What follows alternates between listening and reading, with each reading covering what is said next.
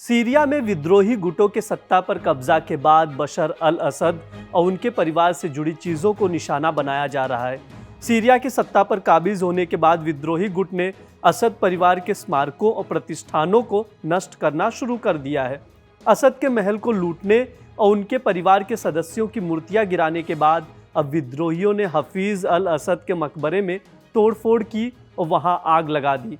ये मकबरा उत्तर पश्चिमी सीरिया के करदाह में स्थित है, जहां हाफिज अल असद और उनके परिवार के अन्य सदस्यों की कब्रें हैं। हाफिज अल असद जो 2000 में अपनी मौत से पहले 30 वर्षों तक सीरिया पर शासन कर चुके थे, की मूर्तियां उनसे जुड़े संस्थान खासतौर से विद्रोहियों के निशाने पर हैं। सीरिया में असद परिवार का 54 साल पुराना शासन अब समाप्त हो चुका है। अबू जुलानी के नेतृत्व में अल-कायदा और ISIS जैसे आतंकी गुटों से निकला गुट हयात तहरीर अल शाम यानी HTS ने सीरिया की सत्ता पर कब्जा कर लिया है। दमिश्क पर HTS के कब्जे के बाद से इजरायली सेना असद शासन के सैन्य ठिकानों को नष्ट कर रही है। वहीं HTS के लड़ाके असद परिवार से जुड़ी निशानियों को समाप्त करने में जुटे हुए हैं। हफीज अल असद के मकबरे में तोड़फोड़ की तस्वीरें सामने आई हैं, जिनमें विद्रोही लड़के कब्रों को तोड़ते और आग जलाते हुए दिखाई दे रहे हैं। उन पर अपना झंडा फहराते हुए भी नजर आ रहे हैं। हफीज अल असद बशर के पिता और सीरिया के पूर्व राष्ट्रपति थे, जिनका जन्म 1930 में सीरिया के करदाह में हुआ था। हफीज ने सीरिया के राजनीतिक और सैन्य जीवन में महत्वपूर्ण स्थान प्राप्त किया। उन्होंने 1946 में बौथ पार्टी ज्वाइन की थी और 1955 में वायुसेना के पायलट बने। 1963 में बौथ पार्टी के सत्ता में आने के बाद में उसमें भी मदद की थी। हाफिज को वायुसेना का कमांडर बना दिया गया था। इसके बाद 1966 में हुए सैन्य तख्तापलट में सक्रिय भूमिका निभाई और रक्षा मंत्री के रूप में अपनी स्थिति मजबूत की।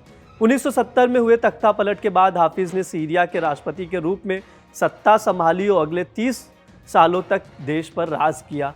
हाफिज अल असद ने सीरिया में अपनी तानाशाही शासन व्यवस्था को मजबूत किया और विरोधियों के खिलाफ कड़े दमनात्मक कदम उठाए थे। 1970 में राष्ट्रपति बनने के बाद उन्होंने विरोधियों को कुचलने के लिए हिंसा और दमन का सहारा लिया था। उनके शासन में कोई भी राजनीतिक चुनौती नहीं उभर पाई और उनका शासन 30 वर्षों तक चलता रहा। हाफिज को उनके विरोधियों ने एक तानाशाह के रूप में चित्रित किया, जो अपने सत्ता के विरोधियों को बेरहमी से दबाने में विश्वास करते थे। उन्होंने सत्ता पर अपनी पकड़ मजबूत करने के लिए एक मजबूत सुरक्षा तंत्र और सैन्य तानाशाही बनाई। अब सीरिया का राजनीतिक परिदृश्य पूरी तरह से बदल चुका है। असद परिवार की सत्ता का अंत हो चुका है और अब विद्रोहियों गुट असद शासन की निशानियों को मिटाने की कोशिश कर रहे हैं। हाफिज के मकबरे में तोड़फोड़ और आग लगाने की घटना इस बात का प्रतीक है कि अब सीरिया में असद परिवार के शासन का कोई भविष्य नहीं है। विद्रोही गुट अब सीरिया के राजनीतिक नियंत्रण के लिए संघर्ष कर रहे हैं और इस बीच असद परिवार के इतिहास को समाप्त करने की कोशिशें भी जारी है। सीरिया का संघर्ष और असद परिवार के खिलाफ विद्रोह ये दर्शाता है कि यहाँ के लोग अब एक नई दिशा की ओर बढ़ रहे हैं, जहाँ असद शासन के प्रतीकों को समाप्त करने का प्रयास जारी है। हालांकि सीरिया की स्थिति अभी भी अस्थिर है और भविष्य में राजनीतिक समीकरण बदलने की संभावना बनी हुई है।